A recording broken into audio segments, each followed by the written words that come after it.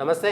మనతో పాటు కొత్తగా శాసన మండలిలకు వెళ్తున్నటువంటి ఉడుకు రక్తము, ఎందుకంటే నిన్నటి వరకు విద్యార్థి సంఘం నాయకుడుగా ఉంటూ విద్యార్థి సంఘం రాష్ట్ర అధ్యక్షుడు ఉంటూ డైరెక్ట్గా కౌన్సిల్లో అడుగుపెట్టిపోతున్నటువంటి వెంకట్ మనతో ఉన్నారు. వెంకట్, ముందుగా మీకు కంగ్రాచులేషన్స్. థ్యాంక్ యూ అన్న.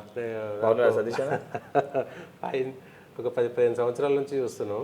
అసలు కాలు ఇరగొట్టుకొని, రెక్కలు ఇరగొట్టుకొని, బొక్కలు ఇరగొట్టుకొని, దవాఖానలు ఏమడి ఉండి మొత్తానికి ఈ ప్రతిఫలం దక్కింది. ప్రతిఫలం అనేదానికంటే చేసే పోరాటానికి ఇంకొక బాధ్యత అప్పచెప్పారంటే బాగుంటుందేమో అన్న. బాధ్యత అనేది 100%. అంటే మండలిలో పెద్దల సభకి చిన్నోడు అని చెప్పాలి, మీ సొంటి వాళ్ళు నాకు పెట్టిన పేరు. ఇది నా పైన పెట్టిన ఒక బాధ్యత. రేపటి మరికొంతమంది యువతకి రాజకీయాలకి రావాలంటే వెంకట్ ఒక ఎగ్జాంపుల్ అవుతాడా లేకపోతే ఒక ఫెయిల్యూర్ అవుతాడా అని చూపించే విధంగా ఒక బాధ్యత నా పైన పెట్టిరని అనుకుంటున్నాను నేను. వెంకట్ కంటే చాలామంది సీనియర్లు ఉన్నారు. అంటే ఎన్ఎస్యూతో పాటు యూత్ కాంగ్రెస్ ఇంకెవరు చాలామంది ఉన్నారు. కానీ వెంకట్కే ఎమ్మెల్సీ వరించడానికి లేదా పదవి రావడానికి కారణం ఏమని అనుకుంటున్నారు? 100% నాకంటే బాగా పనిచేసిన వాళ్ళు ఉన్నారు, నాకంటే కష్టపడ్డ వాళ్ళు ఉన్నారు, సుదీర్ఘకాలంగా నాకంటే కాంగ్రెస్ పార్టీ ఉన్న వ్యక్తులు కూడా ఉన్నారు. సమయము, సందర్భం, అవకాశం నాకు వచ్చింది. నాకు వచ్చింది అవకాశం కానీ ఈ సందర్భం కానీ నాకంటే కష్టపడ్డ వాళ్ళకి నేను కూడా ఏ రకంగా ప్రోత్సహించాలి, ఏ రకంగా అండదండగా ఉండాలనే ఉద్దేశం దిశగానే నేను ఆలోచిస్తున్నా. అండ్ ఇది కేవలము బల్మూరి వెంకట్కి ఒక్కరికి ఎమ్మెల్సీ వచ్చిందని అనుకుంటలే. ఇది తెలంగాణలో కష్టపడే ప్రతి కార్యకర్తకి ఒక ప్రతినిధిగా, తెలంగాణ రాష్ట్రంలో ఉన్న యువతకు ఒక వాళ్ళ పక్షాన మాట్లాడడానికి ఒక ప్రతినిధిగా ఒక వ్యక్తి కావాలి. కాబట్టి ఆ వ్యక్తి బల్మూరి వెంకట్ అయింది అంతే. కానీ కాంగ్రెస్లో విచిత్రం కదా, మామూలుగా బయట నుంచి వచ్చి కొంచెం డబ్బులు ఉండేటువంటి వాళ్ళు ఎమ్మెల్సీలు అయ్యేటువంటి పరిస్థితి నుంచి అంటే ఇవ్వకపోతే ఇవ్వలేదని పంచాయతీ అంటారు, ఇస్తే ఎట్లా ఇచ్చేది అంటారు. అంటే మాట్లాడడానికి, చర్చ తీయడానికి దానికి ఇవ్వలేదు అనుకోర్రి, ఇంత కష్టపడ్డు బొక్కలు కొట్టుకుని పదవి టికెట్ ఇవ్వలేదని మొన్నటి అన్నారు. అవును, ఇప్పుడు ఎమ్మెల్సీ ఇచ్చినాక చిన్న నీకు ఎమ్మెల్సీ ఎట్లా ఇచ్చేదని అంటారు. ఇచ్చిన బాధనే ఉంది, ఇవ్వకపోయినా బాధనే ఉంది. అంటే ఇస్తే బల్మూరి వెంకట్కు రేవంత్ రెడ్డి వర్గం కింద వచ్చిందా, ఉత్తమ్ రెడ్డి వర్గం కింద వచ్చిందా? హస్తం వర్గం కింద వచ్చింది.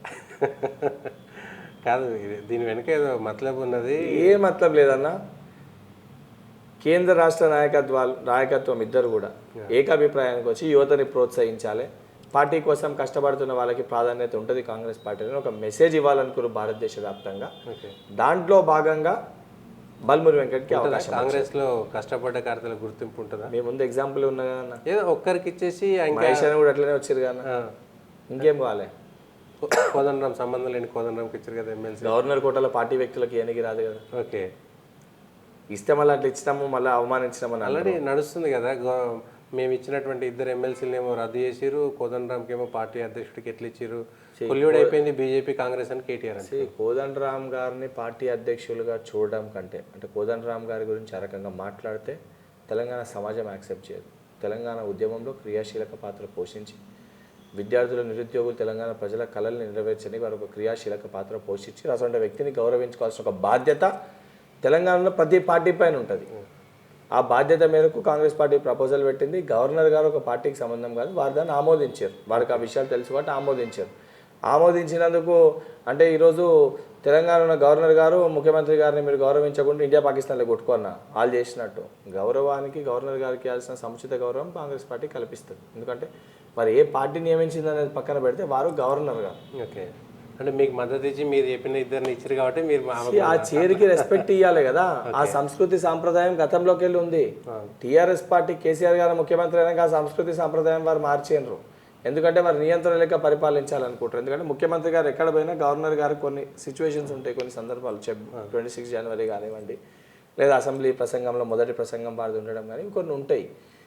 కేసీఆర్ గారికి నాది నేను ఒక్కరిని పోయి రిసీవ్ చేసుకోండి, నేనే కింగ్ అని, నేనే రాజుని అనే ఒక ఆలోచన విధానం వారికి ఉండే కాబట్టి అసలు పంచాయతీ బయటికి వచ్చేది. ఓకే, వెంకట్కి ఎమ్మెల్యే టికెట్ ఇవ్వలేదు, ఎక్కడ పోటీ చేయడానికి అవకాశం దొరకలేదు, వస్తుందనేటువంటిది. కానీ ఎందుకంటే బై ఎలక్షన్స్లో వెంకట్కి ఎమ్మెల్యే టికెట్ ఇవ్వండి అవకాశం లేక కాదు, ఇవ్వద్దనే ఉద్దేశంతో కాదు. బల్మూరి వెంకట్ని ఒక నియోజకవర్గానికి పరిమితం చేస్తే రాష్ట్ర వ్యాప్తంగా వెంకట్ చేసిన పోరాటానికి ఏదైతే 18 నుంచి 40 సంవత్సరాల మధ్యలో యువతని కాంగ్రెస్ పార్టీ వైపు మలచలేము, ఒక నియోజకవర్గానికి పరిమితం చేయొద్దు వెంకట్ని, రాష్ట్ర వ్యాప్తంగా వెంకట్ సేవల్ని ఉపయోగించుకోవాలని చెప్పని ఆ రోజు ఉన్న మన పిసిసి అధ్యక్షుడు, ఈనాటి మన యువ ముఖ్యమంత్రి రేవంత్ రెడ్డి గారే జమ్మికుంట పబ్లిక్ మీటింగ్లో చాలా స్పష్టంగా చెప్పారు ఎందుకు నాకు టికెట్ ఇవ్వలేదు. కానీ బై ఎలక్షన్లో మిమ్మల్ని బలి చేసినట్టున్నారు. బై ఎలక్షన్ సందర్భం వేరే, పరిస్థితి వేరే.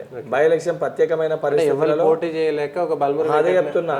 కష్టకాలంలో కేంద్రంలో అధికారంలో ఉన్నామని అధికార మదంతో రాష్ట్రంలో అధికారంలో ఉన్నాము, మేము ప్రలోభాలకు గురి చేసి మేము కాంగ్రెస్ పార్టీకి క్యాండిడేటే దిక్కులేడని చెప్పి చిత్రీకరించే ప్రయత్నం రెండూ పార్టీలు చేస్తుంటే కాంగ్రెస్ పార్టీలో ఒక యువకుడు నికార్సైన కార్యకర్త ఉన్నాడు, మీ ప్రలోభాలకి భయభ్రాంతులకు గురి కాకుండా ధీటుగా మిమ్మల్ని ఎదుర్కొంటాడు, ఆఖరి నిమిషం వరకు పోరాటం చేస్తాడు, ఒక యుద్ధ వీరుడు ఉన్నాడని చెప్పి భావించి ఆ రోజు కష్టమైన పరిస్థితులలో బల్మూరి వెంకట్కి ఒక అవకాశాన్ని కల్పించారు. అంటే విద్యార్థి నాయకునిగా ఉన్న నన్ను బల్మూరి వెంకట్కి అవకాశం కాదు, అది కాంగ్రెస్ పార్టీకి దిక్కులేక వెంకట్ని ప్రోత్సహించారు. ఎవరికి ధైర్యం లేదు. పార్టీ కష్టకాలంలో పార్టీకి అండదండగా నిలబడే ఒక అవకాశం నాకు వచ్చిందంటే అది నా అదృష్టం లెక్క నేను భావిస్తా. అది నేను అదృష్టంగా కోణంలోనే నేను చూసినా గతం రాబోయే రోజు కూడా అట్లనే చూస్తాను. అంత కష్టకాలంలో పోటీ చేసినటువంటి బల్మూరి వెంకట్ని ఎందుకు మళ్ళీ సాధారణ ఎన్నికలు వచ్చేసరికి పారాచూట్ని ఎందుకు దించారు? ఆ సమయంలో బల్మూరి వెంకట్ అక్కడ అవసరం ఉండే టైం సిచ్యువేషన్ ప్రకారం.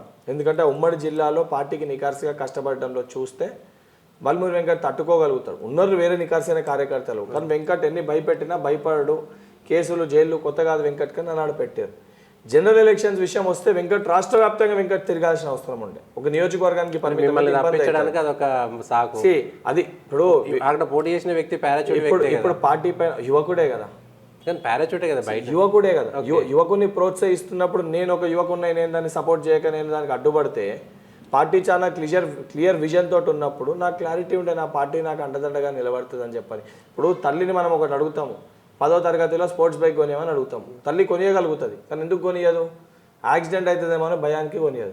అదేవిధంగా బల్మూరి వెంకట్ అక్కడ పోటీ చేస్తా అంటే అక్కడ బల్మూరి వెంకట్ పోటీ చేయడం సరైన నిర్ణయం కాదు అని చెప్పి తల్లి స్థానంలోనూ నా పార్టీ భావించింది. కాబట్టి సరైన సమయంలో దాని తర్వాత సరైన ప్లేస్లో ప్లేస్ చేద్దాం అనుకుంది. దానికి నిదర్శన, ఉదాహరణ, ఎగ్జాంపుల్ దాని తర్వాత ఈరోజు మనం చెప్పుకునే ఇదే మాట. రాష్ట్రంలో కాంగ్రెస్ అధికారంలో రాకుండా వెంకట్కి ఎమ్మెల్సీ పదవి రాకపోయినా కూడా ఇదే మాట వస్తుందా? 100% వస్తుండే పక్కా. ఆ రోజు ఇంకొక పదవికి కేటాయిస్తుండేనేమో. ఓకే. నేను మొదటి ప్రాధాన్యత కూడా గవర్నమెంట్లో ఎమ్మెల్సీ పదవికి నేను ఇవ్వలేదు, పార్టీ పదవికే ఇచ్చిన. ఇప్పుడు కూడా నాకు ఫస్ట్ ప్రయారిటీ పార్టీ పదవే నేను అడిగింది అధికారంలోకి వచ్చినాక. ఎందుకంటే తెలంగాణ రాష్ట్రంలో పార్టీని ఇంకా క్షేత్రస్థాయిలో బలపరచాల్సిన ఒక బాధ్యత మేము తీసుకోవాలి. ఎందుకంటే ఈరోజు 64 స్థానాలు వచ్చినాయి. రేపు పొద్దున తెలంగాణలో 64 స్థానాలు కాదు, 119 స్థానాలు, 100 స్థానాలు కొట్టాలి మళ్ళీ వచ్చే ఎలక్షన్ వరకు. కానీ అప్పటి వరకు కాంగ్రెస్ పార్టీలో లోకల్తోటి ప్రభుత్వం ఉంటుంది. ఇవన్నీ స్పెక్యులేషన్స్. కాంగ్రెస్ పార్టీ ఎంటికి కూడా ఒరివికలేరు. మేమంతా పటిష్టంగా బలంగా కలిసిమెలిసి ఉన్నాము. అండ్ వ్యక్తిగతంగా ఏమన్నా సమస్యలు, తప్పులు, లోపాట్లుంటే ముఖ్యమంత్రి గారు ఏదన్నా తీసుకున్న నిర్ణయంలో 1-2 లోపాలు ఉన్నా మంత్రివర్గంలో అక్కడ వాళ్ళే ప్రశ్నిస్తారు. అదే ప్రజాస్వామ్యం కదా, మంచిదే కదా. ప్రశ్నిస్తే నియంత్రణ లెక్క పరిపాలించాలి. ప్రశ్నించేంత ధైర్యం ఉందా? ఎందుకంటే రాహుల్ గాంధీ, సోనియా గాంధీ ఇక్కడ ధైర్యం కాదు, ఇది ప్రజాస్వామ్యంలో ప్రజాస్వామ్యం మనకు కల్పించే హక్కు. మిగిలిన మంత్రివర్గంలో ఉన్నటువంటి మంత్రులు చెప్పే సలహాలు, సూచనలు, ప్రశ్నలు రేవంత్ రెడ్డి వింటాడా? 100% వింటారు. ఉందా? వింటారు.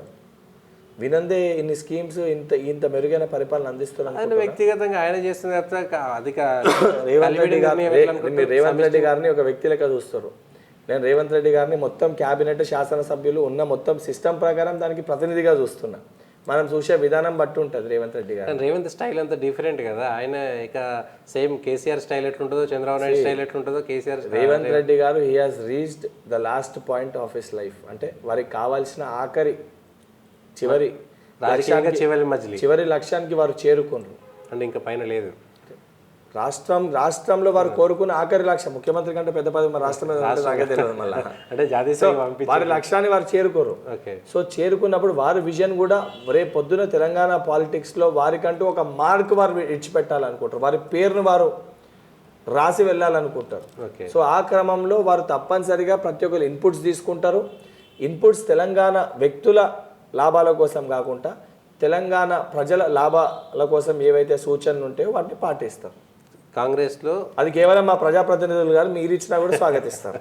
చూద్దాం ఎట్లుంటుందో. గతంలో అయితే మాకు ఆ పరిస్థితి లేదు.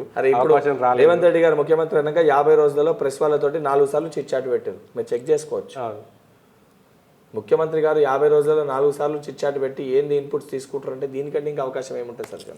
కాంగ్రెస్లో పాత కార్యకర్తలకు విలువ ఉంటుంది, వాళ్ళకు గుర్తింపు ఉంటుందని మీకు ఇచ్చిన ఎమ్మెల్సీని చూపిస్తున్నారు. కానీ మొదటి నుంచి కష్టపడ్డటువంటి సీనియర్ నాయకులు కోమటిరెడ్డి వెంకటరెడ్డి, ఉత్తమ్ కుమార్ రెడ్డి ఇట్లాంటి నాయకులను పక్కన పెట్టేసి 5 ఏళ్ల కింద పార్టీలకు వచ్చిన వ్యక్తికి సీఎం చేయడం ఎట్లా చూస్తారు? మేము చూసే విధానం ఒకటి చెప్తా. ప్రజలు అనుకునేది మనం చేయాలి. ప్రజలు రేవంత్ రెడ్డి గారిని ముఖ్యమంత్రి చేయాలనుకోరు. ప్రజా అభిప్రాయం మేరకు పార్టీ కానీ వ్యవస్థ కానీ నడుస్తుంది. ప్రజల అభిప్రాయానికి వ్యతిరేకంగా వ్యవస్థ నడవదు. అండ్ వాళ్ళని నేను ఎక్కడ తక్కువ చేస్తలేను, వాళ్ళు 100% కేపబుల్, వాళ్ళు కూడా నడపగలుగుతారు. కానీ ఈ పరిస్థితికి ఈ సమయానికి రేవంత్ రెడ్డి గారు ఉండాలి కాబట్టి అధిష్టానం నిర్ణయం తీసుకొని రేవంత్ రెడ్డి గారు ముఖ్యమంత్రి అవకాశం కల్పించింది. వారికి కూడా సముచిత స్థానంలో మంత్రుల అవకాశం కల్పించింది. రేవంత్ రెడ్డి గారికి ఎంతైతే గౌరవం ఉందో వారికి అంతే గౌరవం ఉంది. ముఖ్యమంత్రి గారి స్వయాన ఏదైనా డిసిషన్ తీసుకోవాలంటే వాళ్ళ ఇంటికి పోయి ఆ మంత్రులే తీసుకొని అక్కడ పోతారు. ఓకే, నియంత్రణ లెక్క పరిపాలిస్తలేరు కదా. ప్రజాస్వామ్యంలో అందరికీ సముచిత గౌరవం ఉంది. సమయము, సందర్భము, వ్యక్తి బట్టి స్థానాలు మారుతాయి, చైర్లు మారుతాయి. చాలా సందర్భాలు ఉత్తమ్ గారు అనలే కానీ కోమటిరెడ్డి వెంకరెడ్డి గారు అయితే ఓపెన్గా అన్నారు, నేను ఇంకా ముఖ్యమంత్రి. అదే ప్రజాస్వామ్యం కదన్నా, అదే ప్రజాస్వామ్యం కదా. కానీ ఎంపీ ఎలక్షన్లు అయిపోయిన తర్వాత ఉండేటువంటి పరిస్థితి లేదని ఒక మాట అన్న. ఇది ప్రజలు, విద్యార్థులు, నిరుద్యోగులు అంటే మేము అంశం, మేము తెలంగాణ రేపటి భావి భారత పౌరులు, వాళ్ళు తీసుకొని కాంగ్రెస్ పార్టీని గెలిపించారు. దానికి వ్యతిరేకంగా వెళ్ళి ఎవరైనా పార్టీలు మారాలనుకున్నా, పార్టీని కూల్చాలనుకున్నా, అధికార బలంతోటో డబ్బు బలంతోటో ప్రలోభాలకు గురి చేయాలని అనుకుంటే 100% రాసి పెట్టుకొని తెలంగాణలో యువకులం ఏదైతుందో ఈ యువకులందరూ కూడా గుడ్డలు ఉడదీసి కొడతారు. అసలు ఇటువంటి తప్పు పొరపాటు నాకు తెలిసి కేంద్రంలో ఆయనే, రాష్ట్రంలో ఉన్న మన మాజీ ముఖ్యమంత్రి అయితే చేస్తారని నేను అనుకుంటలేదు. కానీ కేటీఆర్ త్వరలో కేసీఆర్ ముఖ్యమంత్రి అవుతాడని 3-4 రోజుల క్రితం ఒక స్టేట్మెంట్ వచ్చింది కరీంనగర్. అంటే వాళ్ళ క్యాడర్ వాళ్ళని నమ్ముతలేదు. అంటే అప్పుడే వాళ్ళ క్యాడర్ని వాళ్ళు ఎప్పుడు పట్టించుకోలే. వాళ్ళ క్యాడర్ వాళ్ళని నమ్ముతలేదు. 10 ఏళ్ళ అధికారంలో ఉన్న వాళ్ళు అదే అంటే ఇంకా 10 ఏళ్ళు ప్రతిపక్షంలో ఉండాలనేది జీర్ణించుకోలేకపోతున్నారు. కింద ఏడమాగు మొత్తం డొంక కదులుతుంది, మొత్తం పార్లమెంట్లో సున్నా వస్తే మా బిస్తర్ ప్యాక్ అవుతుందని ఒక భయంతో ఏం మాట్లాడతారు. ఇప్పుడు ఎవడన్నా మనం సంపనీకి వస్తుండే అనుకో, మనం కూడా ఏమంటాం, నువ్వు 100 మందితో వస్తున్నావా, 500 మంది ఉన్నారు, 1000 మంది ఉన్నారు, నువ్వు నన్ను చంపే లోపల నేను చంపేస్తాను. కేటీఆర్ గారి మాటలు కూడా అంతే, భయంతో వస్తున్న మాటలు. అంత భయం ఉందా కాంగ్రెస్? 100%. అంటే కాంగ్రెస్ టీఆర్ఎస్ సంబంధించిన క్యాడర్ అంతా లాక్కుంటుంది. అయితే కింద వాళ్ళు వస్తుండ్రు, ప్రజాపాలనను చూసి ప్రజాస్వామ్యం ఇందులో ఉందని చెప్పి భావించి కాంగ్రెస్ పార్టీ విధానాలు నచ్చి, రేవంత్ రెడ్డి గారి పరిపాలన విధానాలు నచ్చి వారు కాంగ్రెస్ పార్టీ వైపు వస్తుండ్రు. కవిత ఒక స్టేట్మెంట్ ఇచ్చింది, టీఆర్ఎస్ కార్యకర్తల మీద కేసులు పెట్టి బెదిరిస్తున్నారు, అందుకోసమే మా వాళ్ళు భయపడుతున్నారు. ఇక వాళ్ళే చెప్పాలి కేసులు పెట్టి బెదిరించే దాని గురించి, వాళ్ళే మాట్లాడాలి. ఎన్ని కేసులు ఉన్నాయి? వల్లూరు వెంకట మీద 88 కేసులు ఉన్నాయి. 88 కేసులు ఉన్నాయి. 5 సార్లు జైల్లోకి పోయినా. 5 సార్లు? ఎన్ని రోజులు?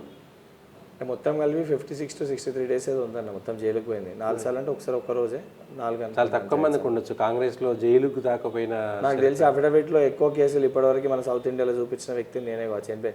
నాకు 88 కేసులు కేసులు ఉన్నాయి. జైలు దాకా పోయి లోపల దాకా వేసిన వాళ్ళు ఉండొచ్చు. అంటే తక్కువ, వేల మీద లెక్క పెట్టి ఎంతమంది. తెలంగాణ ఉద్యమ సమయంలో చాలా మంది పోయారు కదా. అట్లా వేరు 1960 తెలంగాణ ఉద్యమం అప్పుడు పార్టీ కోసం. నేను పోయింది తెలంగాణ ప్రజల కోసమే కదా. కానీ ఎన్ఎస్యూ నాయకుడిగా వేరు కదా. సరే, కొత్త కల్చర్ సిస్టమ్ తీసుకొని వల్లూరు వెంకట ఎన్ఎస్యూ నాయకుడు కాబట్టి పోలీసు వాళ్ళు కూడా కేసు. ఆ రోజు ఆ రకంగా పోరాడాల్సిన అవసరం రాలే. ఆ రోజు కేసీఆర్ లెక్క ఎవరు పరిపాలించలే కదా, డిక్టేటర్షిప్ లెక్క. కానీ ఈ రోజు అవసరం వచ్చింది. ఇదే మాట, మీరు మీ మీద ఇన్ని కేసులు ఉన్నాయి, టీఆర్ఎస్ గవర్నమెంట్ నియంతృత్వంగా మా మీద కేసులు పెట్టింది అనేటువంటిది మీరు చెప్పే ఆరోపణ. ఇవాళ అదే కేసీఆర్ మళ్ళీ కవిత ఏం చెప్తారు? నేను చాలా స్పష్టంగా చెప్తున్నా. మీరు ఇప్పుడు కవిత గారు రేపు పొద్దున మండలికి వస్తారు కదా, నేను కూడా మండలి సభ్యులనే కదా. వారికి ఏమైనా సమస్యలు ఉంటే వారు ఇచ్చే ఇన్పుట్స్ తీసుకుంటా, వాళ్ళ సమస్యని స్వాగతిస్తాము. వాళ్ళ సమస్యలు తీసుకొని ముఖ్యమంత్రి గారి అపాయింట్మెంట్ నేనే తీసుకుంటా. కవిత గారు నా ఇంట్లో వచ్చినా తీసుకెళ్ళి మాట్లాడి కూర్చొని ఆ టేబుల్ కూర్చొని రిజల్వ్ అయితే దాన్ని రిజల్వ్ చేస్తామని మేము చెప్తున్నాం కదా. అంటే మీరు కవిత నుంచే కాంగ్రెస్లో చేర్పించుకునేటువంటి? నేను చేర్చమంటలే, మీకు సమస్య ఉంది. ఓకే, రేవంత్ రెడ్డి గారు కేవలం కాంగ్రెస్ పార్టీ ముఖ్యమంత్రి కాదు, తెలంగాణ ప్రజలకి ముఖ్యమంత్రి. మీరు శాసన మండలి సభ్యులే, మీకు ఒక ఇష్యూ ఉంది, వారికి కూడా వారే కదా, మీకు ఒక ఇష్యూ ఉంది. నేను కూడా మీ సభ్యుడిని, సహచర సభ్యుడిని. సమస్య ఏదో నాకు చెప్పుండ్రి, ముఖ్యమంత్రి గారు అపాయింట్మెంట్ తీసుకుంటా. దాన్ని ఏ రకంగా పరిష్కరించగలుగుతాం ముఖ్యమంత్రి గారు చెప్తాము.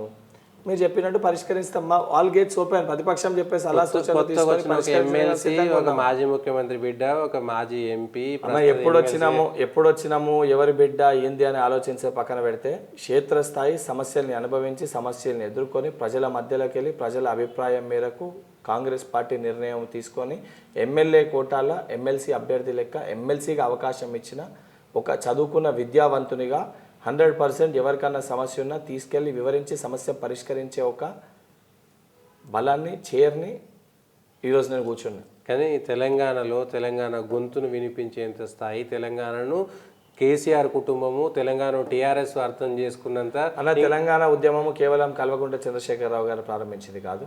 తెలంగాణ ఉద్యమం 1960 యాజిటేషన్కి తెలంగాణ ఉద్యమం ప్రారంభమైంది.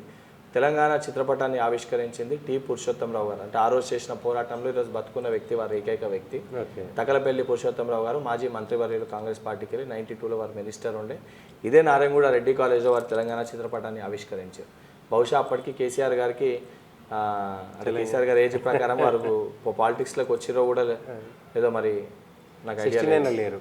69 లేరు. సో యాజిటేషన్ అప్పుడు కేసీఆర్ గారు ఎవరో కూడా తెలియదు అప్పటివరకు. అప్పుడు స్టార్ట్ అయిన ఉద్యమం దాన్ని రాజకీయ లబ్ధి కోసం వాడుకొని కేసీఆర్ గారు కానీ, కేటీఆర్ గారు కానీ, హరీష్ రావు గారు కానీ, కవిత గారు కానివ్వండి, వాళ్ళ వ్యక్తిగత స్వార్థం కోసం వాడుకొని ఇవాళ పటిష్టంగా బలంగా నేను ముఖ్యమంత్రిని, ఆయనే ముఖ్యమంత్రి బిడ్డనని మా కవితక్క, ముఖ్యమంత్రి కొడుకునని మా రామన్న, ముఖ్యమంత్రి అల్లుండని మా హరీష్ అన్న, ఆ కుటుంబం మొత్తం బాగుపడ్డది. వాళ్ళు బాగుపడని కూడా తెలంగాణ రాష్ట్రాన్ని ఇచ్చింది కూడా మళ్ళీ అదే సోనియమ్మ ఇచ్చింది తెలంగాణ ప్రజల కళల మేరకు వాళ్ళ ఆకాంక్షలు నెరవేరాలని చెప్పని. వాళ్ళు తెలంగాణ ప్రజల కళలు కాదు, కల్వకుంట్ల కళలు నెరవేరే దిశగా వాళ్ళు దాన్ని ఉపయోగించుకోరు. ఇదే రేవంత్ రెడ్డి కాంగ్రెస్లో రాకముందు కాంగ్రెస్ని విమర్శించింది కదా, మరి అవన్నీ మాఫీ అయిపోయినట్టు. అదే చెప్తున్నా అన్న. ఇప్పుడు ఒక విషయం, రేవంత్ రెడ్డి గారు చూసే విధానం బట్టి వారు మాట్లాడింది తప్పు అని చెప్పి భావించి, కాంగ్రెస్ పార్టీ పట్ల వారికి ఉన్న ఐడియాలజీ తప్పు అని భావించి, సోనియా గాంధీ గారు తెలంగాణ రాష్ట్రాన్ని ఇచ్చారు, సోనియా గాంధీ గారు రుణాన్ని తీర్చుకోవాల్సిన ఒక బాధ్యత తెలంగాణలో పుట్టిన ఒక వ్యక్తి లెక్క, తెలంగాణ బిడ్డ లెక్క తనపైన ఉందని చెప్పి భావించి వారు వచ్చి కాంగ్రెస్ పార్టీలో చేరినరు. ఓకే. సో అంత తప్పు ఒప్పుకొని చేరినాక నువ్వు తిట్టినావు అంటే మనిషి తప్పు చేసినప్పుడు సరిదిద్దుకునే అవకాశం ఇవ్వాలి కదా. ఒకసారి తప్పు చేస్తా మరణశిక్ష చేస్తామా? ఇప్పుడు న్యాయస్థానానికి వెళ్ళినప్పుడు కూడా చిన్న పొరపాటు చేస్తే 6 నెలల శిక్ష, పెద్ద పొరపాటు చేస్తే సంవత్సరం శిక్ష, ఇంకా పెద్ద పొరపాటు చేస్తే జీవిత ఖైదీ. తప్పుని బట్టి శిక్ష ఉంటుంది కదా. అంటే ఒకటేసారి చిన్న తప్పు చేయగానే కదా ఉరి తీయరు కదా. క్షమాపణలు ఇచ్చేసారు రేవంత్ రెడ్డికి కాంగ్రెస్. తప్పుని అంగీకరించినప్పుడు ఎవరినైనా కూడా క్షమించాలి. క్షమించకపోతే తప్పుని సరిదిద్దుకునే అవకాశం ఎక్కడికి వెళ్ళి వస్తుంది? ఒక్క తప్పుని సరిదిద్దుకంగానే ముఖ్యమంత్రి పదవి ఇచ్చేసారు. అదే కష్టపడలేదా ఆయన? రేవంత్ రెడ్డి వల్లనే తెలంగాణలో కాంగ్రెస్ ఆయన జెడ్పీటీసీ స్థాయికి వెళ్ళి ఎమ్మెల్సీ మండలిలో పనిచేస్తూ దాని తర్వాత శాసన సభ్యునిగా, దాని తర్వాత పార్లమెంట్ సభ్యునిగా అంచెలుగా కష్టపడుతూ దాదాపు 22 సంవత్సరాలు ప్రతిపక్షంలో పోరాటం చేసి ఈరోజు రాష్ట్రానికి ముఖ్యమంత్రి అయ్యారు. అటువంటి వ్యక్తి ఒక్కరు చేయంగానే అధికారంలోకి వచ్చిందంటే రేవంత్ రెడ్డి గారి స్పీడ్కి, బట్టి గారి ఆలోచనతోటి, ఏదైతే పొంగులేటి సీనన్న, జూపల్లి గారి చేదుకలతోటి, దానితో పాటు మా కోమటిరెడ్డి వెంకటరెడ్డి అన్న, జగ్గారెడ్డి అన్న ఇద్దరు కుడి ఎడమ భుజాల లెక్క తోడుండి, ఒక తోడబుట్టు లెక్క సీతక్క వెంటుండి, అనుభవం ఉండి సుదీర్ఘకాలంకి వెళ్ళి వచ్చిన మహేష్ కుమార్ గౌడ్, పొన్నం ప్రభాకర్ సొంటోళ్ళు వెంట ఉండి, రాజకీయ భీష్మభద్రైతే రాజకీయంగా గతంగా తెలంగాణ ఉద్యమ సమయంలో క్రియాశీలక పాత్ర పోషించిన శ్రీధర్ అన్న వంటి వ్యక్తులు, వీళ్ళందరూ సమిష్టి కృషితోటి తెలంగాణ రాష్ట్రంలో కాంగ్రెస్ ప్రభుత్వం వచ్చింది. దానికి సారథి పిసిసి అధ్యక్షుడు రేవంత్ రెడ్డి గారు కాబట్టి వారిని ముఖ్యమంత్రి ప్రయత్నం చేస్తున్నారు. కానీ తృప్తి కాదు, వాస్తవాలు ఇంత క్లియర్ గా వివరించినప్పుడు మీరు తృప్తి పరుస్తున్నా అంటే నేను ఏమనాలి? ఇప్పుడు వారు పాత్ర ఉన్నప్పుడు పాత్ర లేదని చెప్పి నేను విభేదించాను. విభేదించాల్సిన అవసరం లేదు. రేవంత్ రెడ్డికే ముఖ్యమంత్రి రావడం, ఇంతమంది కష్టపడితే ఇంతమంది ఒక చైర్ ఉంది. ఉత్తమ్ కుమార్ లాంటి నాయకుడు ఇన్నేళ్ళు కష్టపడ్డాడు, ఆయన సీనియర్ కాదా? ఇప్పుడు ఒక చైర్ ఉంది, ఒకసారి కూడా ఓడిపోలేను. ఇప్పుడు ఒక చైర్ ఉంది, ఆ చైర్లో ప్రజలు ఏం కోరుకుంటారో ఆ నిర్ణయం తీసుకోరు. మీరు అరే మాకు క్లారిటీ ఉంది, అసలు పంచాయతీ మీకెందుకు అంటే ప్రజలు రేవంత్ రెడ్డిని ముఖ్యమంత్రి చేయాలని కోరుకోరు, అంతే కోరుకోరు. అందుకే ఓటేసారు, కాంగ్రెస్ ఓటేసారు పక్కా. అంటే మీరు మీకు చెప్పినా కదా ఇవన్నీ ఈక్వేషన్స్ కూడా. ఓకే. ఇప్పుడు ఎవరిది వాళ్ళు ఇప్పుడు ఈ విషయంలో ఇప్పుడు ఫర్ ఎగ్జాంపుల్ హుజూర్ నగర్ కోదాడు ఉంది, ఉత్తమన్న వారిద్దరే కదా, వాళ్ళని చూసే కదా ఓట్లు వేసేది. మదిరా ఉంది, బట్టి గారిని చూసే కదా. ఎవరి నియోజకవర్గంలో వాళ్ళు బలమైతేనే కదా ఎవరికి వాళ్ళు మేము సీఎం అని చెప్పి అనుకుంటేనే కదా వాళ్ళ నియోజకవర్గాల్లో వాళ్ళు గెలిచేది. సీఎం కావాలంటే ఫస్ట్ స్టేజ్ ఎమ్మెల్యే గెలవాలి కదా. 64 మంది ఎమ్మెల్యేలు అట్లా అనుకొని గెలిచారు కాబట్టి ఈరోజు తెలంగాణ రాష్ట్రంలో కాంగ్రెస్ పార్టీ ఏర్పడ్డది. ఆ ఏర్పడ్డదానికి పిసిసి అధ్యక్షుడు రేవంత్ రెడ్డి గారు సారథి లెక్క పనిచేసారు కాబట్టి వారిని ముఖ్యమంత్రి చేశారు. కానీ ఆయనే ఓడిపోయిండు కదా, రేవంత్ రెడ్డి ఓడిపోయిండు.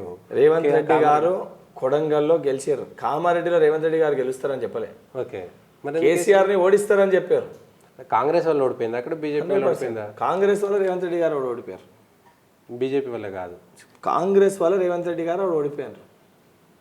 ఇద్దరు బయటి వాళ్ళు కాబట్టి ఆ రేవంత్ రెడ్డి గారు పోటీ చేయకపోతే కేసీఆర్ గారు గెలుస్తుంటే బీజేపీ గెలవకపోతుండే. ఓకే, సో అట్లా బీజేపీ గెలిచిన పర్లేగానే కేసీఆర్ ఖచ్చితంగా ఓడిపోవాలనేటువంటి కేసీఆర్ని ఓడగొడతామని చెప్పినాము. ఓకే, ఓడగొట్టినామా లేదా? ఓకే, సో దాంట్లో కాంగ్రెస్ పాత్ర ఉంది 100%. కాంగ్రెస్ వల్లనే కేసీఆర్ ఓడిపోయింది. అది కనబడుతుంది కదా ఓట్ షేర్స్ పెట్టు ప్రకారం. మనం చెప్పేది నిన్న కేటీఆర్ ఒక మాట చెప్పారు. ఏంటి, తెలంగాణ నుంచి మెజారిటీ ఎంపీలు బీఆర్ఎస్ నుంచే గెలవబోతున్నారు, తెలంగాణ గొంతుక వినిపించేది. ఇప్పటికన్నా కేటీఆర్ గారు అట్లనే మాట్లాడితే కేఏ పాల్ గారు లెక్క అయిపోతుంది పరిస్థితి. ఎందుకంటే వాళ్ళ పార్టీకి ఎంపీ సీట్లు గెలవరా? చూస్తారు కదా. ఇప్పుడు నేను అన్న మాటకి మీ అన్నిటికీ పెద్ద సమాధానం అది. ఓకే, ఇప్పటికన్నా మాట్లాడు ఆపేస్తే బాగుంటుంది. కేపాలు కేటీఆర్ ఒకటి అయిపోయారు ఇప్పుడు. మళ్ళీ వాస్తవానికి క్షేత్రస్థాయిలో బలం లేనప్పుడు మొత్తం ఓడిపోతామని చెప్పి అందరు చెప్తున్నప్పుడు ఒకటి గెలుస్తానే అని చెప్పని వాళ్ళే భయపడి ఇంట్లోకి వెళ్ళి ఎవరు నిలబడొద్దని చెప్పి కేసీఆర్ గారు వారు కేటీఆర్ గారికి కవిత గారికే చెప్తున్నప్పుడు నిజంగా వారికి ధైర్యం ఉంటే కవిత గారిని, కేటీఆర్ గారిని, హరీష్ రావు గారిని రాజీనామా చేసి ఒకరు మెదక్, ఒకరు కరీంనగర్, ఒకరు నిజామాబాద్ పోటీ చేయమని ఉంది. మీకే 4 తగ్గిపోతాయి. అప్పుడు పోటీ చేయమని ఉంటే వాళ్ళు పోటీ చేస్తే ఆ మూడే గుర్తి 64కి ఇంకో 2 యాడ్ అవుతాయి, 65కి ఇంకో 2 యాడ్ అవుతాయి, 67 అవుతాయి. మాకు క్లారిటీ ఉంది. ఓకే, లేదు నిజంగా అంత ధైర్యం ఉంటే 16 ఎమ్మెల్యేలను రిజైన్ చేయించి పోటీ చేయమని ఉండే. ఫిబ్రవరి 1 నుంచి కేసీఆర్ ఏంటి ఎమ్మెల్యేగా ప్రమాణ స్వీకారం చేస్తుండు. పులి బయటకు వస్తుంది. పులి జంగల్ ఉంటుందన్న. పులి వచ్చిన తర్వాత తట్టుకోవడం మీకు కష్టమవుతుందేమో. అసెంబ్లీలో కేసీఆర్ని తట్టుకోవడం అంత కష్టమవుతుందా? ఆయనకుండే డేటా కాదు, సింహం.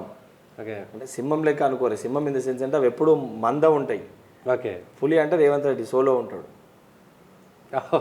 కేసీఆర్ కాదు పులి ఇప్పుడు. అది ప్రజలకు ఆ క్లారిటీ వచ్చేసింది. ఇంకా అయిపోయినాకన్నా ఒక జనరేషన్ అయిపోతుంది. ఇప్పుడు కొత్త పిల్లని పిలిచి ఏ హీరోని వస్తారంటే పెద్దోళ్ళు ఎవరైతే అయిపోయినా శోభన్ బాబు అని చెప్పారు. ఓకే, లేకపోతే కృష్ణంరాజు గారు అని చెప్పారు, ప్రభాస్ అని చెప్తారు. జనరేషన్ చేంజ్ అయింది అన్న. ఇప్పుడు రేవంత్ రెడ్డి గారు జనరేషన్, కేసీఆర్ అంతా శోభన్ బాబు తరము, రేవంత్ అంతా ఎన్టీఆర్ తరం. ఇప్పుడు జనరేషన్ కొత్త జనరేషన్కి నాయకుడు మా యువ నాయకుడు రాష్ట్ర ముఖ్యమంత్రి రేవంత్ రెడ్డి గారు. రేవంత్ రెడ్డి గారి శిఖ మీద అంతే. ఇప్పుడు 15 సంవత్సరాలు రేవంత్ రెడ్డి గారు మీదనే నడుస్తుంది. అసెంబ్లీలో రేపు ప్రతిపక్ష నాయకుడుగా కేసీఆర్ను ధీటుగా తట్టుకునేటువంటి శక్తి రేవంత్ రెడ్డికి ఉంది. ఇంకా ఇంత స్పష్టంగా అధికారంలోకి వచ్చి ముఖ్యమంత్రి అయినాక కూడా ఇంకా తట్టుకునే శక్తి ఉందా లేదా? ఎవరు ఫస్ట్ సెషన్కి రాలే, ఏమైందో ప్రజలు చూస్తలేరా? కానీ మేము అహంకారంతో లేము. ఇప్పటికి కూడా మేము చాలా స్పష్టంగా, సరే ప్రజలు మాకు పట్టం కట్టిన ప్రతిపక్ష పార్టీగా వాళ్ళకు కూడా అవకాశాన్ని ఇచ్చారు. వాళ్ళు ఇచ్చే సలహా సూచనలు కూడా తీసుకొని తెలంగాణ ప్రజల అభివృద్ధి ధ్యేయంగా ఒక విజన్ తోటి రేవంత్ రెడ్డి గారు అడుగులేస్తారు. వాళ్ళు కూడా రాజకీయంగా మేము తప్పులు చేస్తే, రాజకీయ విమర్శలు చేస్తే వాళ్ళు సలహా సూచనలు ఇస్తే తీసుకుంటాం. కానీ వ్యక్తిగత విమర్శలు, వ్యక్తిగత దూషణలు చేసి కూల్ చేస్తాము, చేసేస్తాము, పొడి చేస్తామని అంటే ఇక్కడ మేము కూడా ఎవరు అంత పెద్ద మనుషులు కాంగ్రెస్ 100% కలుపుకోబోతే కేసీఆర్ గారు హాస్పిటల్ ఉంటే రేవంత్ రెడ్డి గారు పోయి కలిసి వచ్చారా? ఓకే, మాగా ఉద్దేశం ఉంది. వాళ్ళు తప్పు చేసిరని చెప్పి వాళ్ళని చూసి మేము తప్పు చేయము. స్వాతంత్రం తెచ్చిన పార్టీగా, తెలంగాణ ఇచ్చిన పార్టీగా, ప్రజాస్వామ్యాన్ని కాపాడాల్సిన బాధ్యత ఉన్న పార్టీగా 100% తెలంగాణ ప్రజల అభివృద్ధి ధ్యేయంగానే కాంగ్రెస్ పార్టీ పనిచేస్తుంది. మా ముఖ్యమంత్రి గారు ఆ విజన్ తోటే ముందుకు వెళ్తారు. కానీ రేవంత్ రెడ్డిని జైల్లో పెట్టింది కేసీఆర్. అది ఎందుకు పెట్టిరు ఏంటనేది ఒక అంశం పక్కన పెడితే, రేవంత్ రెడ్డిని జైల్లో పెట్టిన కేసీఆర్ను, వాళ్ళ కుటుంబాన్ని రేవంత్ రెడ్డి మళ్ళీ కక్ష సాధింపు చేయడా? రేవంత్ రెడ్డి స్వయంగా ఒప్పుకోండ్రు. ఇప్పుడు వారు కూర్చోవాల్సిన కుర్చీలో కూర్చోర్రు. కక్ష సాధింపులు ఇవన్నీ ఏం లేవు. కానీ వాళ్ళు తప్పు చేస్తే సరైన వారు చేసిన తప్పుకి లీగల్గా ఏవైతే ప్రాబ్లమ్స్ ఫేస్ చేయాలో ఫేస్ చేస్తారు. కానీ మీరు ప్రజలకు ఒక ప్రామిస్ చేసి వచ్చారు, కేసీఆర్ కుటుంబం మింగినటువంటి పైసలు బయటకు తీస్తాం, వాళ్ళ అవినీతి కేసులు బయటకు తీస్తామని. చేస్తామని పక్కా చేస్తాం, 100% చేస్తాం. కేసీఆర్ వాళ్ళు ఏమేమి అవినీతి చేసారో తీసేటువంటి 100% బయట పెడతాం. కాళేశ్వరం తోటి మొదలు పెడతాన్నారు కానీ ఇప్పటిదాకా 100% బయటికి వస్తుంది. వాళ్ళ కుటుంబంలో ఎవరు అవినీతి చేసినా ఎవరు అవినీతి చేసినా బయటికి వస్తుంది, లోపల పోతారు. అవినీతి చేస్తే పక్కా పోతారు. రుజువైతే 100% పోవాల్సిందే, కాంగ్రెస్ పోయి శిక్ష అనుభవించాల్సిందే, చేస్తుంది. 100% చేస్తుంది. సో కక్ష సాధింపు కాకుండా నిజానిజాలతోటి ఇప్పుడు నిజాలు కూడా చేయొద్దు, తప్పు చేసాను కూడా విడిచిపెట్టమని మనం మీరు చెప్తే చెప్పరు, మళ్ళీ ముఖ్యమంత్రి గారు చెప్తే వద్దంటారు, ప్రజలు విడిచిపెట్టమంటారు. మేము వదిలిపెట్టమంటలే కానీ మళ్ళీ ఈ పార్టీ ఆ పార్టీ ఒకటైపోయి మళ్ళీ కలిసిపోయి ప్రజలకి అదే చెప్తున్నాం. అంటే చాలా స్పష్టంగా ఉన్నాం మేము క్లారిటీ తోటి. ఓకే. వాళ్ళు ఒకటి బీజేపీ వాళ్ళని ప్రొటెక్ట్ చేస్తారు, అది చేయకుండా చూడరు ఫస్ట్ మీ కానీ కేసీఆర్ ఏమో ఇతనేమో ఈ కేటీఆర్ నేను ఒక మాట చెప్పిండు, ఏబీపీ నుంచి వచ్చిండు వాళ్ళ అంతా ప్రాబ్లం ఉంటుంది సతీష్ అని. ఇప్పుడు నువ్వు నాకు దగ్గర ఎవరన్నా నువ్వు నాకు దగ్గర అని బ్లేమ్ చేస్తే నేను ఇంకోళ్ళకి అంట కడతా, నాకు కాదు సతీష్ అన్న నాకంటే ఎక్కువ ఆయనకి దగ్గర అని. ఓకే. ఇప్పుడు బీజేపీ పార్టీ టీఆర్ఎస్ పార్టీ ఒకటి, వాళ్ళిద్దరు ఒకటి అని చెప్పి కాదు అని చెప్పి జనాలకు చెప్పాలంటే మాకు దగ్గర కాదు మాకంటే ఎక్కువ వాళ్ళకి దగ్గర అని చూపించే ప్రయత్నంలో భాగంగా ఇదంతా నడుస్తుంది. కేటీఆర్ ఆయన ఆరోపించిండు క్లియర్ గా, నేనే ఏబీపీ ఆర్ఎస్ఎస్ బ్యాక్గ్రౌండ్ లో వచ్చింది కాబట్టి మైనారిటీకి మంత్రి. ఓడిపోయిన వాళ్ళు బాధతోటి ఏదో ఇంకా ఎమోషన్స్ లా ఆవేశంతో ఏమో మాట్లాడతారు. కానీ మేము ప్రతిపక్షం బాధ్యతగా ఉంటామని చెప్తున్నారు. పాల్ గారు మాట్లాడితే మనం పట్టించుకుంటామా? వాళ్ళ స్థాయి అక్కడే అయిపోయిందా? నేను అంత స్పష్టంగా చెప్పినాక మళ్ళీ పదే పాప అని మా రామన్నని ఎందుకు ఇబ్బంది పెడతారు మీరు? సో మాతో పాటు కలిసి తిరిగిన ఒక వెంకట్ ఎమ్మెల్సీ అవ్వడం, ప్లస్ మీరు తగ్గిన వాడుకుంటుందేమో కాంగ్రెస్ పార్టీ, మేము వెంకట్కి ఇచ్చిన చూసిన వానికి మిగిలిన అందరూ కట్ చేస్తారేమో కార్యకర్తలకి. ఆ కార్యకర్తలందరూ కూడా ప్రతినిధిగా ఉంటా, తెలంగాణ ప్రజల సంక్షేమం కోసం పనిచేస్తా. 100% నేను కూడా ఒక విజన్ తోటి ముందుకు పోతున్నా. 100% ఒక గోల్, ఒక లక్ష్యాన్ని నేను కూడా పెట్టుకున్నా. తప్పనిసరిగా ఆ లక్ష్య సాధనకై ఒక కార్యకర్త లెక్క, తెలంగాణ బిడ్డ లెక్క, ప్రతి కుటుంబంలో ఉన్న తెలంగాణ ప్రజల కుటుంబంలో ఒక కుటుంబ సభ్యుల లెక్క బల్మూరి వెంకట్ పనిచేస్తాను. అంటే మీ ఇద్దరిని మహేష్ కుమార్ గౌడ్ను వెంకట్ ఇద్దరిని చూపించేసి వాళ్ళకి ఇచ్చినాం కదా మిగిలిన వాళ్ళకి ఇవ్వాల్సినట్టు అట్లేం లేదు. ఇప్పుడు ఒకటి ఉంటుంది, నాకు తిండి పెట్టరు అని చెప్పి ఇంట్లో ఒకరికి తిండి పెట్టారు, మన అందరికి ఫంక్షన్ పిలుస్తే అందరికి తిండి పెడతారు కదా, పార్టీలో కష్టపడ్డారు అందరు కూడా ఏదో ఒకటి ఇవ్వాలి కదా. అందరికీ సముచిత స్థానం, సముచిత గౌరవం ఉంటుంది. కాబట్టి వాళ్ళకి ప్రతినిధులుగా మేము కొట్లాడతాం. Okay, all the best and congratulations Venkat. ఇది వెంకట్ తోటి ఖచ్చితంగా తెలంగాణలో ఉన్నటువంటి కాంగ్రెస్ కార్యకర్తలకు ప్రతినిధిగా, కాంగ్రెస్ కార్యకర్తల కష్టాన్ని ముఖ్యమంత్రి దాకా తీసుకుపోయేటువంటి వ్యక్తిగా ఉంటానటువంటి విషయం చెప్తున్నారు.